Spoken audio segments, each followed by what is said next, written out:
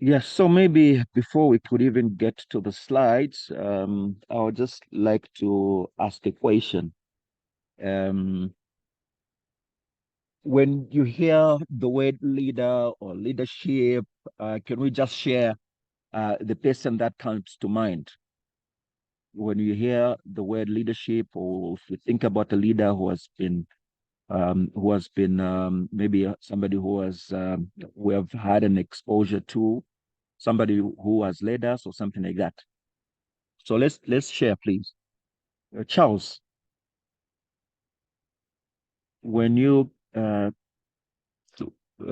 think about the word leadership, who comes to your mind? Um, Something to do with leading a certain sector. Oh, Hello, yeah, that's what is there any I'm particular? saying. Hello, Yes, I can hear you. or saying something to do with like leading a certain set of people. Okay. Any name that comes to mind when you think about great leadership? Eh, Just broadly, any person that comes to mind. or the current president, Okay. Raphael. president. Yeah. Raphael. Yes, sir. Yes. What comes to mind? Who comes to mind when you think about the word leadership? The president. Okay. Why? Because he's a leader. Okay. Yes, Chawanzi.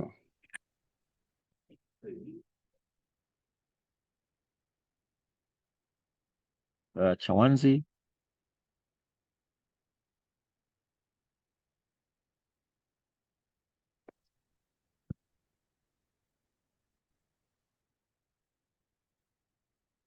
So I want us to be as interactive as possible. So please let's participate.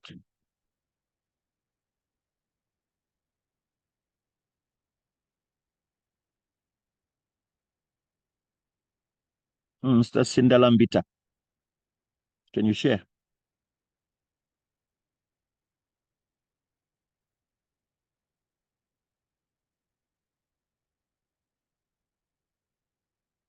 So I would say a leader just from the word itself. Someone who is able to lead maybe in an organization or in a company or in an institution.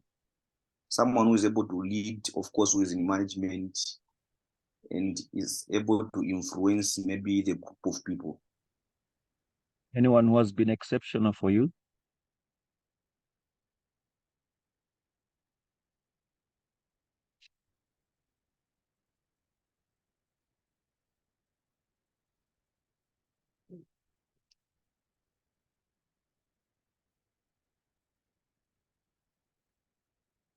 Is gone missing.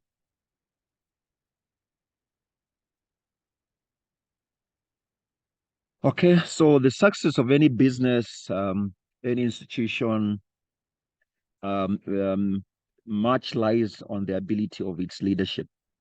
So those who are leading any organization, the kind of leaders that they have will determine how successful a business or an organization or an institution can be. So you may have an institution which has got its own goals, it's on its a vision, it's got its strategic plan, but if it lacks leadership, then there are challenges. So an institution may have the will to do, but this will to do is triggered by good leadership.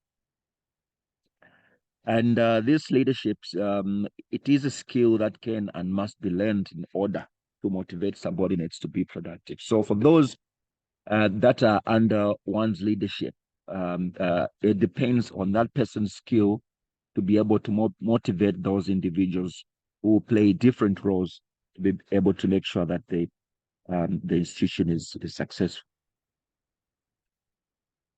So objectives are to understand the meaning and nature of leadership. I think I've already mentioned the objectives, and we've also shared what we think about leadership.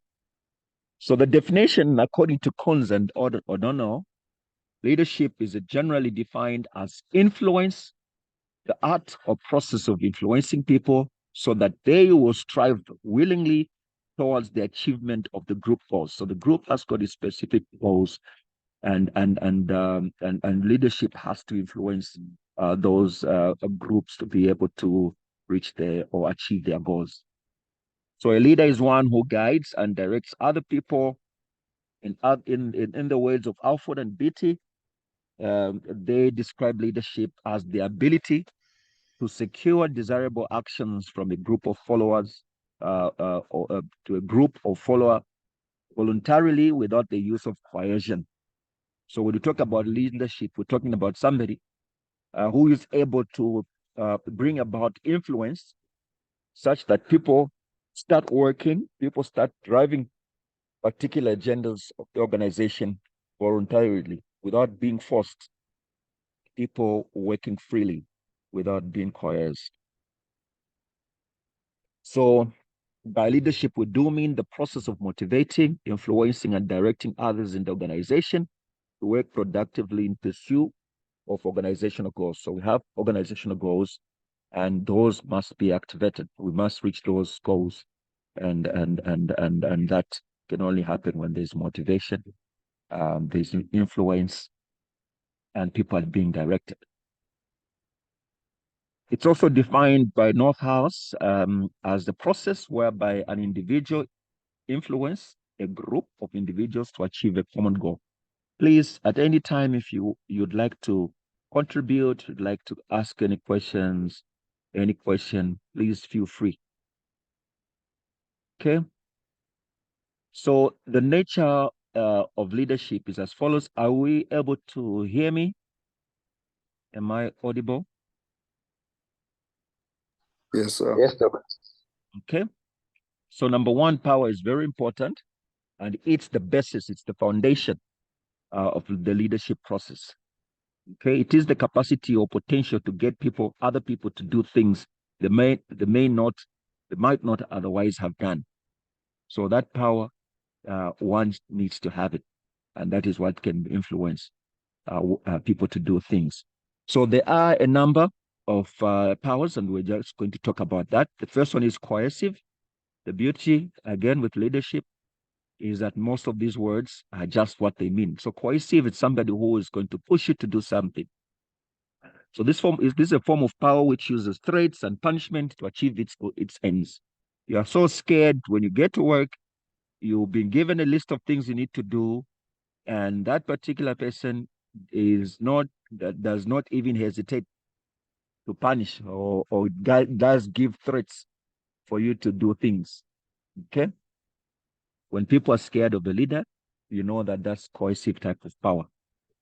I don't know. Some people do say Idi Amin had such kind of power, but I wasn't there. It is said that he had coercive power. Then there is reward power. So use of rewards such as pay raise, promotion, and praise to influence people's compliance. So once somebody does something, you praise them, oh, this is very good.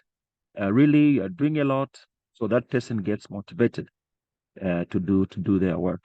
And in some cases, people are given salary increase. For example, with us at Capex Medical University, we have a salary, we have certain salaries and certain brackets. So certain people who perform better, you find that they'll be raised to another level. Then there's regiment power. This is the authority that is given to an individual. This is quite common in the military, in the army. This is quite common. It's not because of somebody's personality, but because this is a general. Everybody has to listen. Everybody has to freeze. Okay. Then there's expert power, and this is usually people who are expert in particular areas, and that makes them be able to influence things. So this is, for example, with computer engineers who have got so much power. This is the kind of power that we're talking about. There's the charisma, or the other word is reference power. And this is based on the leader's possession of personal characteristics that makes him or her attractive to other people. I think when we talk about charisma, the person that comes to my mind vividly is the former president, Frederick Chiluba. I think amongst the presidents we've had, he was one president that even when he was addressing the nation, the whole country would come to a standstill. Everybody would be listening. There are other people like the former American president Obama is also one that has charisma. Then there's information power. Secretary generals or secretaries usually have a lot of information, and because of that, places them in particular areas where they're able to influence. So that is also another kind of power. There's a difference between a leader and a manager. So these terms do not mean the same thing. So a leader emerges out from situations, whereas a manager is put into his or her position by appointment. So I appoint somebody as a manager, and the leader emerges. So a leader has informal power, while a manager has formal power. And remember that a manager can be a leader, and it's great when somebody possesses the two or has the two. So a leader is anyone who is able to influence others to pursue certain goals, whereas a manager is one who performs the functions of planning, organizing, and controlling, and occupies a formal position in an organization. And as I mentioned earlier, that it is what we want is that a manager is also a leader. So the leaders who are influencing the subordinates, these are the functions that they have to play. They need to be able to take initiative. You are the brains of that organization. You need to come up with the new ideas. You must be able to push the institution to a particular level. They guide. So a leader has a primary duty of guiding others by communicating instructions and others. So guidance is very important. When there's no that communication between a leader and the masses, then the masses won't know where to go. So a leader must be able to guide via communication. And communicating what? Instructions and orders. Okay. Representation, you have to represent your organization. Okay, you represent the institution. So how you portray yourself out there is very important. Many times there'll be a lot of activities and they'll invite an institution and its leaders that have to go and represent. Leader must be able to encourage others. A leader is the captain of the team. So encouragement is very, very much necessary. That's how you are able to build teamwork. For you to build a team, you must be able to encourage the masses as they achieve certain goals. To praise them. Encouragement is important. The leader must win the confidence of those that respond, those that are the subordinates. So that is very, very important. Once the masses do not have confidence in a leader, that's the beginning of the downfall of that leader.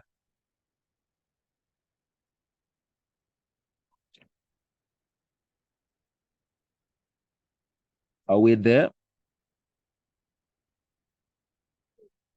Or am I alone? A leader is also an arbitrator and mediator. So smooth relationship among employees must be maintained by the leader. So in addition, he has to settle disputes arising among employees where people are working together. There will always be conflict. And you as a manager, you must be able to be the person to mediate. You have to be the person that puts in the glue so that everybody is together. You must be a planner. A leader must be a planner. So here are things that we need to achieve. How do we achieve them? Planning must take place. Without planning, you can't reach goals.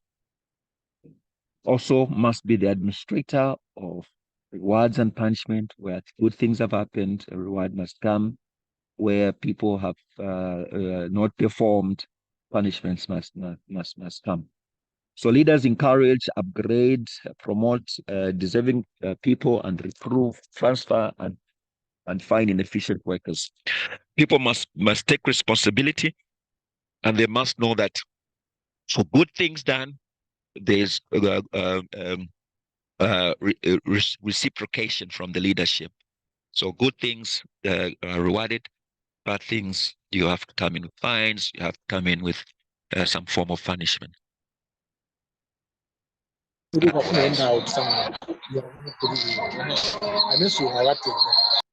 All right, can we keep our mics muted? So there are different leadership styles, and these are patterns of behaviors which a leader adopts in influencing the behavior of his followers. So these they image in the leader as he begins to respond in the same fashion under similar conditions. So if the same patterns, the way the leader is responding to certain things, it start becoming similar, then that leader is now building that particular style. So these styles are ethics based on either behavioral approach or situational approach. So we're talking about behavioral leadership styles first. So this type of leadership deals with the behavior of the leader. Under the type of leadership, we find the styles, namely, there's autocratic, okay, autocracy. These are authoritarian, okay? Usually, it will be the leader who will make all the decisions, many of the decisions, and is unlikely to consult other members. And these are the autocratic, okay? So also the leader will control the actions of group members by using the power, provide rewards and discipline. So the person is usually very disciplinary. They always discipline the people that the person leads. So the leader tries to develop obedient and predictable behavior from group members. So because of how the person relates to the masses, everybody is expected to behave in a particular way. The leader in this particular style establishes group goals, provide coordination, and plan activities. So everything is about what that particular leader wants or expects. So here also the leader will have less concern on the attitudes and feelings and value of group members. So whatever the person or the people under him or her thinks, the person just says things have to be in this way. So no matter what you think, this is how this is the direction we're going to go.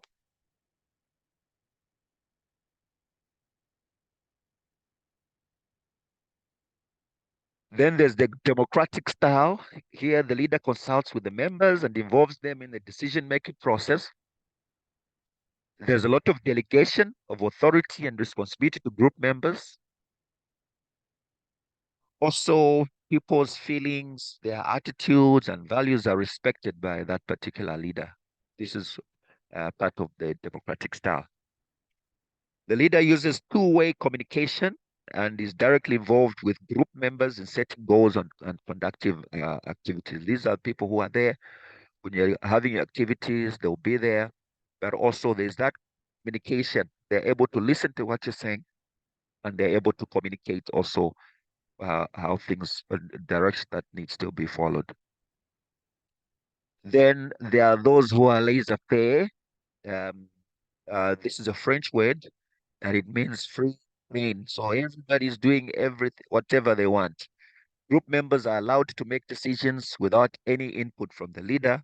The leader does not attempt to coordinate or control the actions of the group. Here, group effectiveness depends on individual responsibility and self-control. So if people are not responsible as individuals, there's usually disaster when you have such a leader. The individual desires of the group members are the major influence on group's goals and methods of operation. And also the leader's primary role is to help individual group members achieve their personal objectives. Please, if there's any question, let me know. We've talked already about charismatic leadership, and I did give an example. Here, usually these ones are born leaders, and it's easy to identify them in groups. If you form a group and you're looking for a leader already, that person, you can see that this is who is going to lead the group. They are very motivational and have the very good speaking abilities, public speaking. They're very excellent, and also they are self-sacrifice. So their ability to lead is mainly natural. So they're born leaders. So they are enthusiastic, so very self-confident, and they're able to clearly communicate what their vision is, and everybody follows that vision. There's the transformational leadership, and here we're talking about transformation, organization getting to another level. This type of leadership is aimed at improving output. It entails the leader to ensure that there is efficiency. So how people do things, it's highly motivated by this particular kind of leaders. Then there is transactional leadership. Um, um, just a second, I'll need to send another um, link so that we're able to continue for another 30 minutes or so. So I'll do that shortly. So the other leadership style is called transactional leadership. Here, subordinates are motivated by some rewards that are given. So for those who perform very highly, they are given rewards. And then those who are low performers, they are reprimanded. So transaction, remember, you pay for something.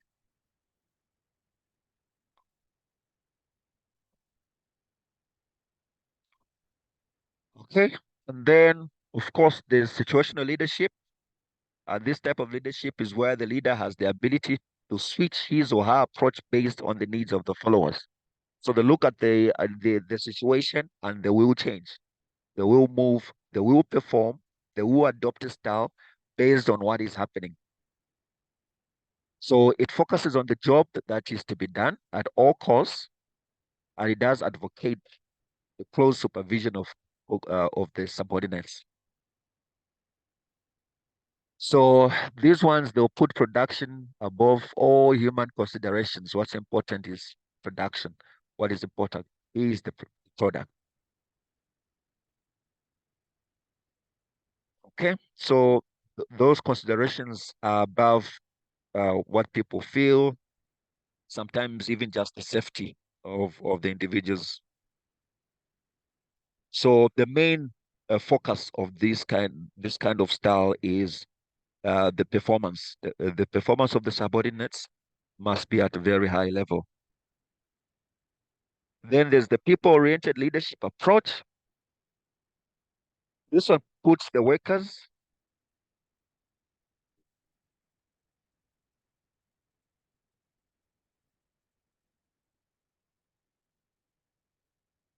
So the people's oriented, are you able to hear me? Yes, Doc.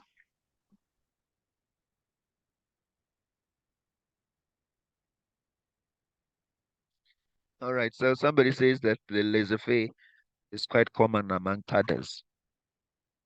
Okay, so the leader is concerned about people and pays maximum attention to their personal feelings and attitudes.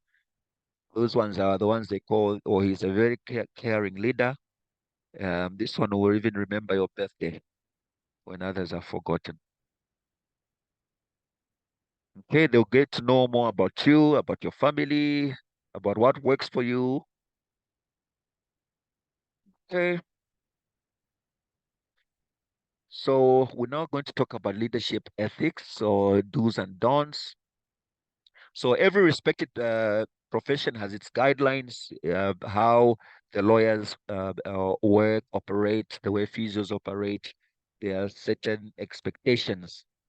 There are certain things, if you are a physio, it would be fine. But maybe if you're a lawyer or you're a doctor, they may have different ethics. Okay. So here's an example. An HOD is the head of a department and is supposed to be a role model to the lecturers, learners, and community at large.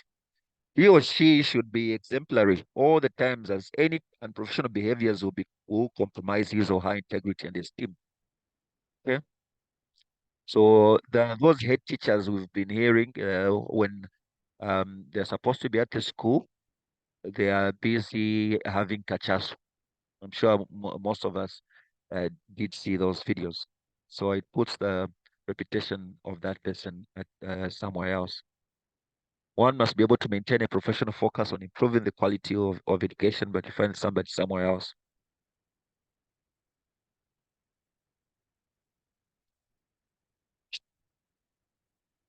Okay. So never accept any favors of a gift that compromises the position. So as a leader, careful what some people will do. They'll try and give you some gifts and expect you to handle them differently. Okay. You should not take sides. There are some people that you favor, others you do not favor them. One as a good leader, you must be fair. When you have to make any judgment, it must be based on evidence that is provided. Sometimes only one side will give you certain information, but you don't have enough information concerning the whole situation, and then you may make an unfair judgment. It's important to treat others with respect. One can be friendly and considerate, but the friendliness must not mean that you lose your respect. So respect the confidentiality of information. As a leader, you get a lot of information. A lot of people will confide in you. The moment you always give out information that is given, people won't be able to, even whistleblowers will never come to you. Time is very important. Exhibit exemplary punctuality and time management. What time you get to work. Imagine that the HOD comes to work in the afternoons, during the morning, the HOD is not there. You can have an idea what we expect from the physios working at that department. Must dress smartly, decently, and appropriately. It's important how you appear as a leader. You can't be too casual. You can't be a bad example to others. Also, just involvement in immoral activities, drinking on duty, or drinking excessively, all those would jeopardize the respect that you have as a leader. And also absenteeism. There have been leaders that even HODs who will be absent. Some time back, we were going through